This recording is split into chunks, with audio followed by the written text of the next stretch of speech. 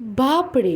আজকে আমি একসাথে একই রকমের ডিজাইনের এতগুলো হাফ পাউন্ডের কেক কেন করেছি সেটার উত্তর তোমরা ভিডিওর লাস্ট অবধি দেখলে বুঝতেই পারবে। আজকে আমি তোমাদেরকে লেটার কেক দেখাবো।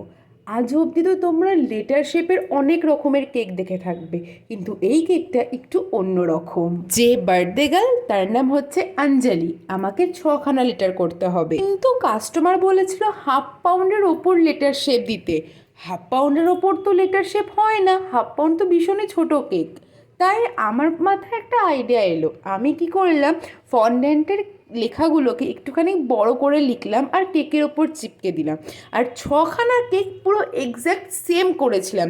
তো দেখতে ভীষণই সুন্দর হয়েছিল আর ভীষণ ইউনিকও হয়েছিল। তোমাদের সাথে আমি বার্থডে গার্লের কেক কাটিংয়ের ভিডিও শেয়ার করলাম। আমার এই ইউনিক আইডিয়ায় তোমাদের কেমন লাগলো আমাকে অবশ্যই জানাতে ভুলো না।